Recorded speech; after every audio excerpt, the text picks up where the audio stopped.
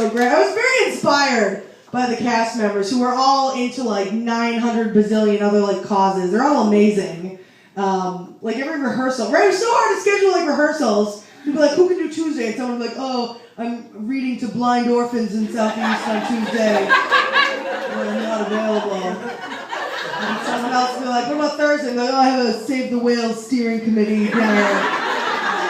Someone else would be like, well, all next week is out for me. I'll be in Kenya on a volunteer mission. And I was like, yeah, I'm very busy too. I got a whole bunch of episodes of Hoarders in my DVR. If I don't watch and delete them, RuPaul's Drag Race won't record. So I am also busy next week.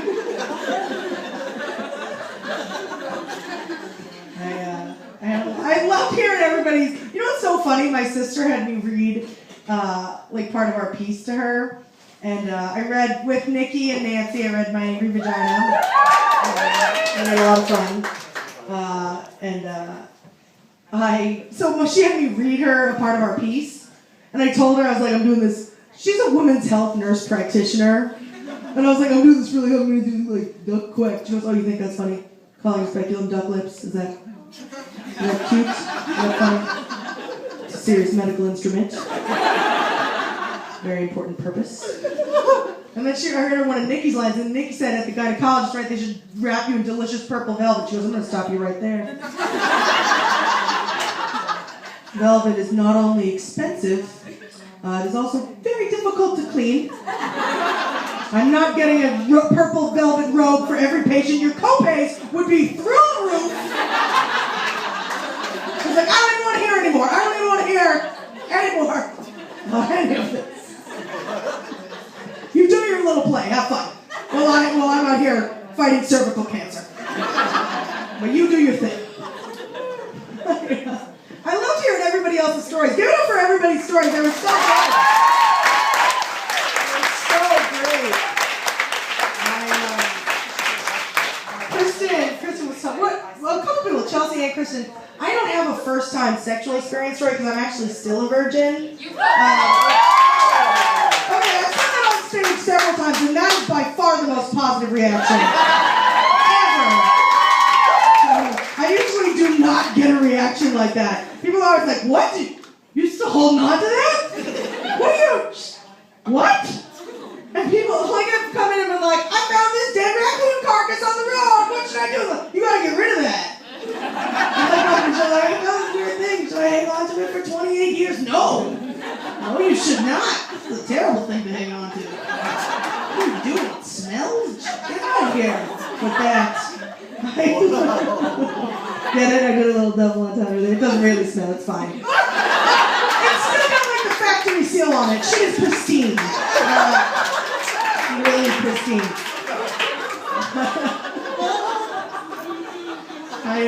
Kristen was talking about her mom like not doing a sex talk, right? We were saying, where'd she go?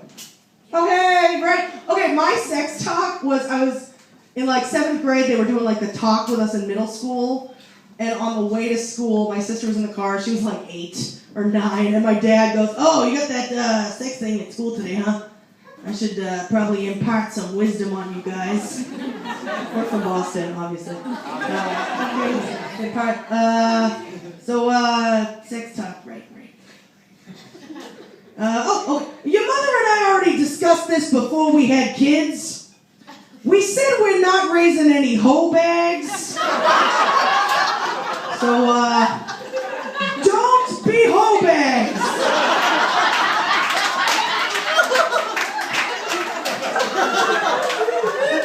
Questions? No? Good talk. And that was it. And we were like, okay. My sister was 9, her headband was always like sliding down her head. She was like, okay. Yeah, all bags. I do have a story. I'm not just going to come up here and sling jokes. Although I do want to, what did I want to do for Kristen when what'd you say? I love everyone's stories, but yours when you said pick up dicks at the side of it, all I could think was like, dicks. Everybody! All I could think was like prizes on supermarket sweep, like, oh, my dicks is worth $1,000! Get the dick!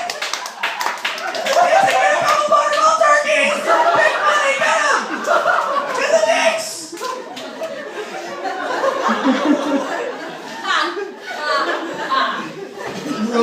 side of the road like poppies. Put them in a basket. I should probably tell you a story, right? Story time, okay. I'm going to tell you a story of my first period. You're welcome, gentlemen in the audience. I know you were waiting. Jeez, will someone please talk about their period? I've been waiting all night. This is for you, my friend. This is for you. The period story you've been waiting your whole life for. So I got my period when I was 11.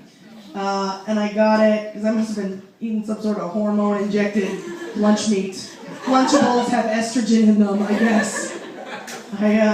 So I got my period in gym class in 6th grade. And my gym clothes, this is why I'm fat. My gym clothes were jorts. I didn't even have like real, I was like jean shorts and platform candy sneakers. I'm definitely in a Backstreet Boys t-shirt. This is gym clothes. This is what you wear to gym. It's what everyone wears to gym. So I had gym last class of the day, and I remember a friend of mine made me laugh really, really hard, and I thought I peed my pants. Because I felt like I peed my pants. And reflecting back on it, I don't know, I remember briefly being like, ha ha ha! And then doing nothing about it.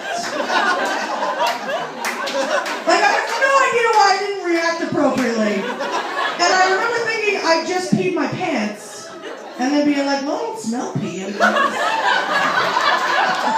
probably fine.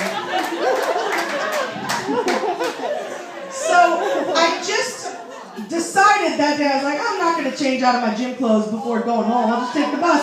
And I had a change of clothes. Like, that's the perfect time to get your period, when there's a change of clothes right there.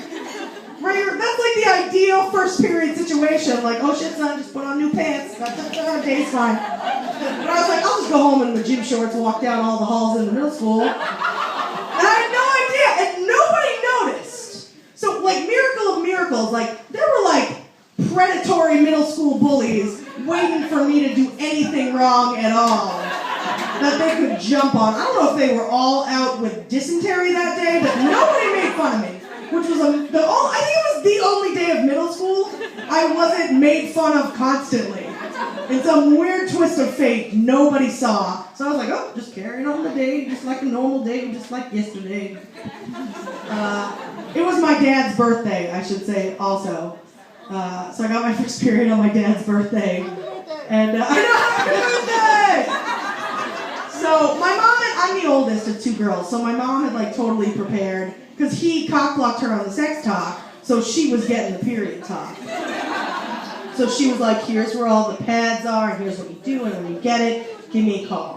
So I'd go home, tool around for a while, make a Micro Magic cheeseburger and fries, and watch Sandblast on MTV. And then I'm on the phone with my friend Abe, which we did every day after school. You had to yammer with your best friend for like 3 hours about nothing. Like, I talked to someone for 20 minutes, you know, I'm like, I'm pretty done. I mean, I don't really have anything else. Do you have anything else? And I am way more interesting now than when I was 11. We're like, which NSYNC member is less useful? Joey Fatone or Chris Kirkpatrick? Like, what are we talking about? How many times do you think people call JC Chazé Chavez? All the time, probably. I don't know what we were talking about for 3 hours every day. And she always had someone on call waiting, but I'll be right back in this call because I'm going to take this other one. It's equally stupid. It's going to happen. So, I was on the phone with my best friend, Amy, who my mom didn't like because she was a juvenile delinquent. Like, she was like 11 and was like, let's have a beer and wine party in my basement. And I'm like, I don't think we should do that yet. We should totally do that. My 25-year-old boyfriend will get us stuff. Like, where are your parents, Amy? And I was like, you shouldn't be hanging out with Amy. I was like, Amy's cool. And so is Rob, her older boyfriend. He drives a 1990 Camry. He's a good guy. He works at Blockbuster. Gives us the hookup. So I'm on on the phone with Amy, and I was like, right, you never like, okay, well, time to end the conversation. I'm like, I have to pee, so I gotta put the phone down, but I'll be right back. So I put the phone down, and I went to pee, and then I figured out that I had my period. I think in like slow motion, I figured it out. I was like, and I turned around in the mirror and was like, oh! Big red bullseye on my butt of my jorts. Ruined the jorts. Because they were like acid water, like light wash. I mean, it was no big loss. They were like button fly and like, I was big then too, so they were from like Dress Barn Woman. I was like 5'2", and like this big, I love it. And my Dress Barn Woman jorts. I was thrown out, couldn't be saved. Damn shame. I'd probably be wearing them right now if they hadn't been lost to the unfortunate period incident of 1992. Why did I just say 1996? What was I in middle school? 1996? I'm like someone's grandpa right now. What year was it? Some year, sometime. So I find out I have my period, and I was like, oh no! And I'm like, Amy, emergency. I gotta call you back. Right, we're not finished talking. I got called, and I was like, I gotta go. She was like, hold on 1 second. She clicks to the other line, and she comes back, and she was like, I just told Andy Theberge, who was my crush. I mean, with a name like Theberge, is a sexy guy, right? He's so stupid. You know when all the boys had like the puffy, like the bowl haircuts that were retarded very severely right here, and wore like really puffy jeans and like Old Navy half-zip fleeces. So he was that guy. I was like, this guy's cool. This is cool. Andy Theberge. Used to hang out and like smoke behind the school, and I was like, that is awesome. Like now I'm like, that's gross. And back then I was like, he smells bad all the time. That's so great. That's so cool. Right, so she goes, I just had to tell Andy I had to go. And I was like, what? And she was like, I told Andy you got your period, so I had to go. And I was like, you told my crush? My life is over!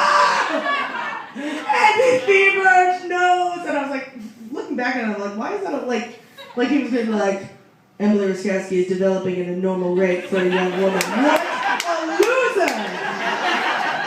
A natural progression of puberty. Wah wah. Not invited her to the dance. But he told so Amy and Andy, like wildfire, told the whole school. But I wasn't even there yet. I was still home, panicking, and I was like, I don't know what to do. I think my sister was home too. She was like, I don't understand either.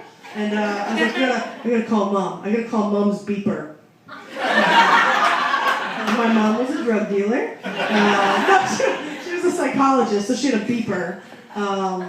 So I called my mom's beeper, and I get a call back from the payphone at J.J. Grimsby's, which was the restaurant where I had my 7th birthday party. They have a payphone like in the middle of a parking lot for no reason. I think they still do. I have a payphone in the middle of the parking lot at J.J. Grimsby's. There's no phone in it, but it's there for posterity. So the number call, I get the payphone call back, and I was like, Mom, thank you! Oh my God! My dad goes, what is it? And I was like, this is the wrong parent. Shit. Okay, Dad. He goes, calling to wish me happy birthday? And I went, yes, I am. Happy birthday. I need to talk to Mom, like right now. And he goes, you don't get Mom, you get me. That's who's on the phone right now. And then he goes, I was like, I really need to talk to Mom. And he goes, Mom doesn't want to talk to you right now. Like she was in the car being like, tell her I'm not here. So bored of talking about NSYNC. Tell her I'm not here. And he goes, what do you want? And I was like, I can't. And he goes, well, Jesus Christ, spit it out. What do you do? It's my birthday. We got reservations at the Casa Mexico, and you're holding things up. And I said, I got mine. He goes, all right, spit it out. And I went, I got my period. And he goes, oh.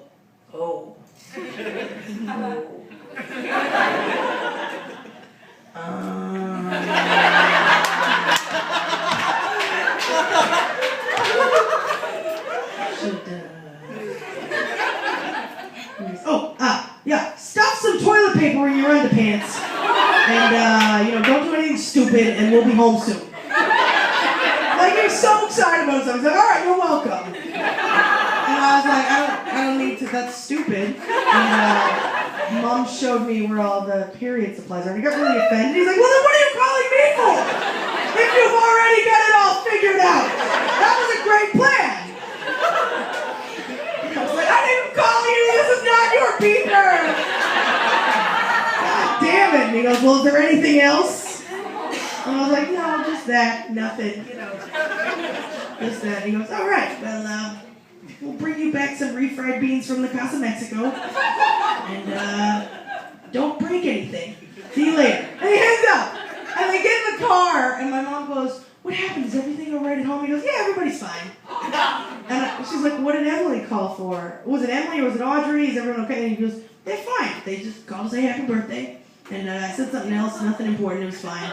And they start driving to the restaurant, and they get halfway through dinner, and he goes, oh yeah, Emily got her period. And my mom was like, what? She's like, we gotta go call her right now. He's like, we gotta get flying. We can't. We don't have time to call her now.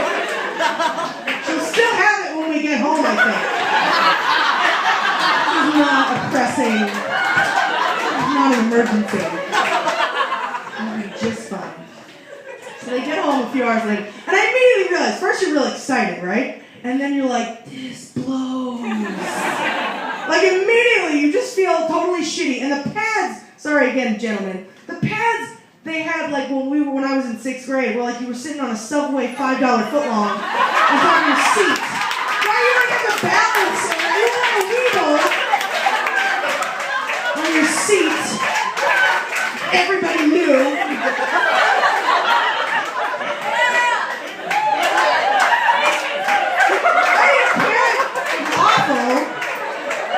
So stupid. Right, so I'm like sitting in my basement, like pissed. This is the worst, and now this is forever. This is the worst, and Andy Beepurge knows, and this day. So my parents come home, and my mom runs up to me. She goes, honey, are you okay? Let me know. She goes, what? She cries. She goes, you're a woman now. Right, and then my dad walks in behind her.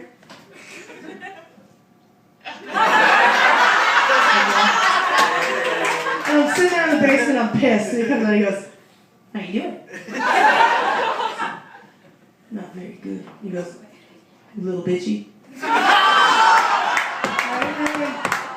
I flipped. I was like, no, I'm not bitchy! Okay, this is the worst, and Andy Beepurge knows, and I feel terrible, and my stomach hurts, and I'm sitting on a submarine, and this is awful! And I hate this, and it just feels bad right now. And he goes, oh, honey. And he comes down, he puts his arm around, he goes, honey. Little bitchy.